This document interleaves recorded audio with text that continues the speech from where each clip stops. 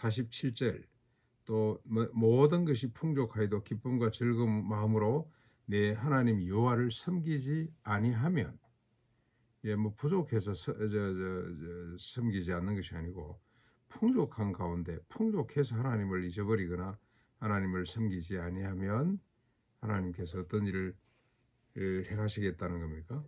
좀 듣기가 참 불편하지만은 한번 쭉 보겠습니다.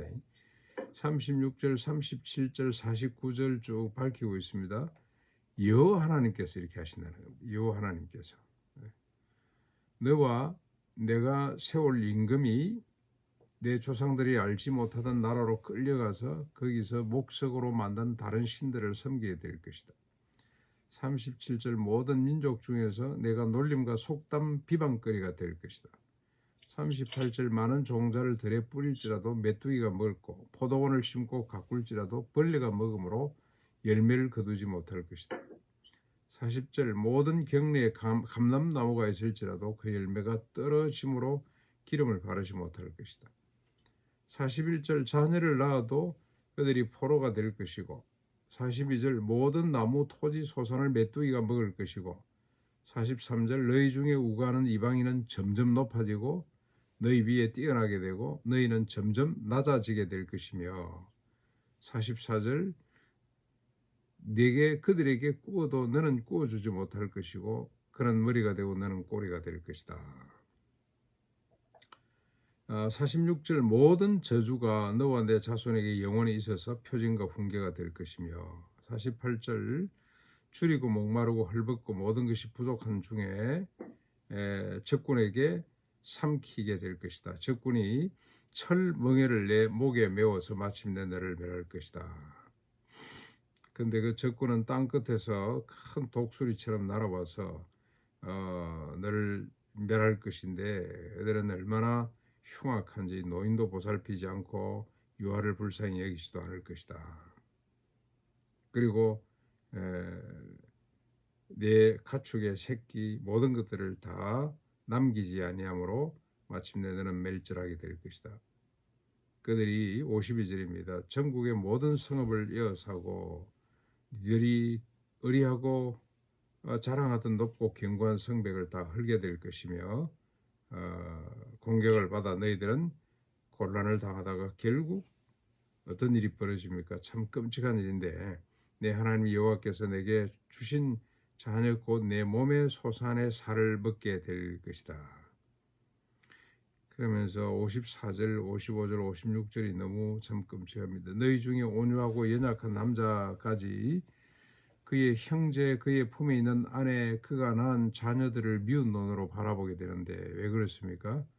자기가 먹는 그 자녀의 살을 그 중에 누구에게도 주지 않으려고 적군들이 와서 이어삼으로 이런 일이 벌어질 것이고, 또 56절에 너희 중에 온유하고 연약해서 땅을 한 번도 밟아보지 않은 여자가 있다면 그 여자는 자기 품의 남자와 그리고 자기 자녀를 미운 눈으로 바라보는데, 자기 다리 사이에서 나온 태와 자기가 낳은 어린 자식을 남몰래 잡아먹어야 되기 때문에 이런 일이 벌어질 것이다. 참 상상도 하기 싫은 끔찍한 저주가 계속 쏟아졌습니다. 하나님 말씀대로 살지 못하면, 그러니까 이것도 성경이기 때문에 우리가 잘 들어야 되죠. 요즘은 자꾸 듣기 좋은 것만 이야기를 하고 듣기 불편한 것 이야기를 아예 안 하는 시대가 돼버리고 말았습니다만, 이런 것도 하나님 말씀이기 때문에 반드시 우리가 듣고 그 다음에 또 이 앞에 이 말씀 앞에 우리가 무릎을 꿇어야 됩니다. 근데 하나님 613가지를 지키지 못하면 하나님 이렇게 하신다 그랬는데, 613가지를 팽개치는 것 자체가 이런 삶이죠. 이런 자식을 어떻게 잡아먹을 수가 있나. 근데 요즘 보니까 비일비재한 것 같아요.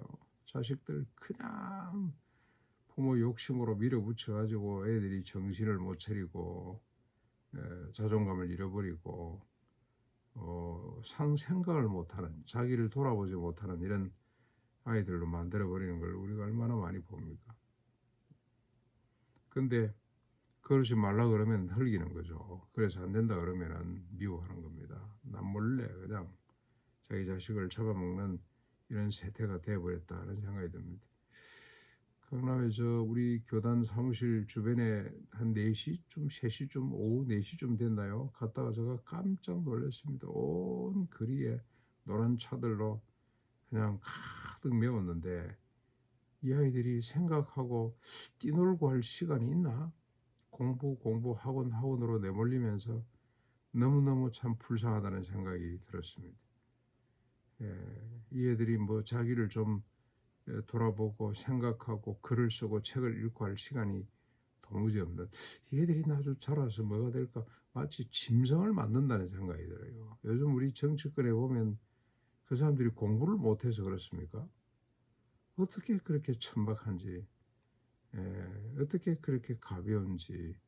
머리는 좋아가지고 그 자리에 올라가기는 했습니다만 아무것도 국민들에게 소망을 주지 못하는, 그래서 이 좋은 학교를 나왔다는 게 뭘 의미하는가 그런 생각이 들어서 참 안타깝습니다. 우리가 축복 부분에서도 살폈습니다만 하나님 말씀 613가지 자체가 복이고, 그대로 사는데 못 살 이유가 있겠습니까? 그대로 사는데 존경받지 못할 이유가 없지 싶습니다. 말씀 자체가 복이고 말씀을 망각하고 잃어버리는 것 자체가 저주구나. 인간의 삶이 그렇구나.